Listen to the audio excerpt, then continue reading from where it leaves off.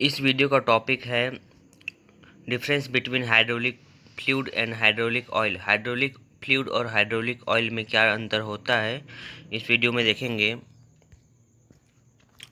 तो hydraulic oil और hydraulic fluid को कई बार हम एक दूसरे के लिए यूज़ कर लेते हैं, लेकिन ये दोनों एक ही चीज़ नहीं होते, दोनों चीज़ अलग अलग होते हैं। जब हाइड्रोलिक ऑयल एक हाइड्रोलिक फ्लूइड का ही एक टाइप होता है, जबकि हाइड्रोलिक फ्लूइड में कई चीज़ होते हैं, जैसे कि कई दूसरे प्रकार के फ्लूइड होते हैं, जैसे प्लेन वाटर, वाटर ऑयल, इमल्सन्स और साल्ट सॉल्यूशन, और भी कई चीज़ होते हैं। तो हाइड्रोलिक फ्लूइड के अंदर ही हाइड्रोलिक ऑयल आता है।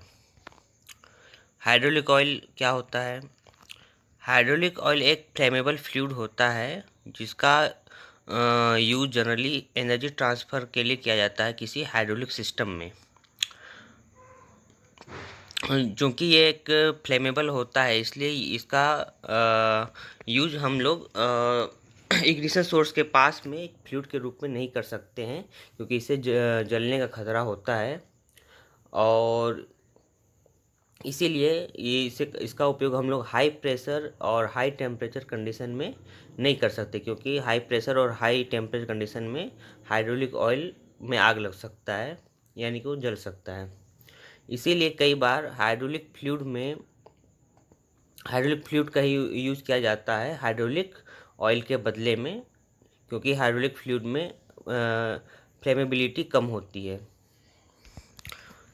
हाइड्रोलिक ऑयल में ऑयल और एडिटिव्स का सॉल्यूशन होता है, जो कि एक एनर्जी ट्रांसफ़र का एक मीडियम का कार्य करता है, जिसका एक और लुब्रिकेंट और कूलेंट का भी एक प्रकार से काम करता है, यानी कि एनर्जी ट्रांसफ़र का भी काम करता है और साथ ही साथ लुब्रिकेंट और कूलेंट दोनों का काम करता है।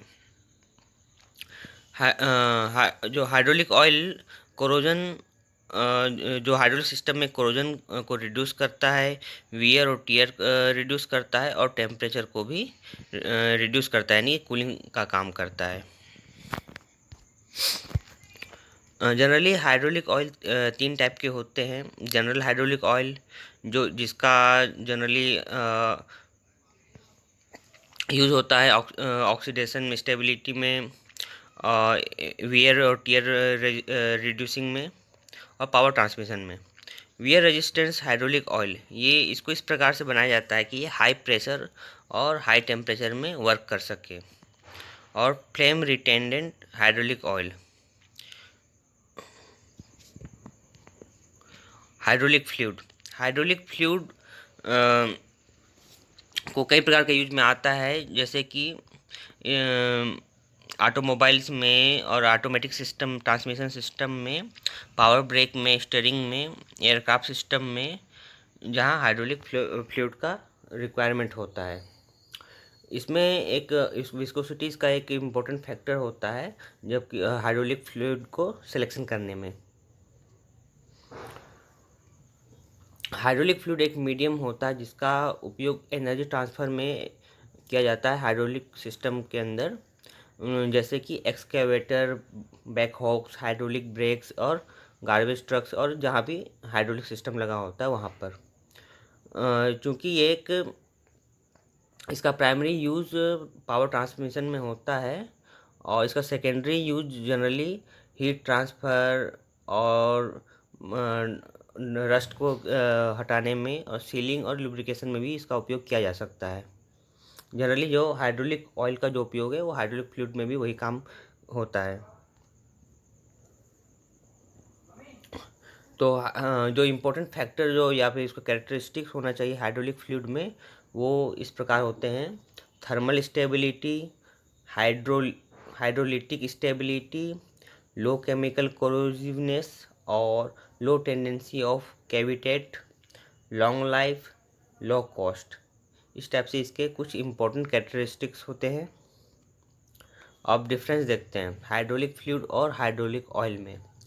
तो जनरली हाइड्रोलिक फ्लूइड एक मीडियम होता है एनर्जी ट्रांसफरिंग के लिए। जनरली हाइड्रोलिक सिस्टम जैसे कि excavator, backhoes, hydraulic brakes and garbage trucks और दूसरे हाइड्रोलिक इक्विपमेंट में।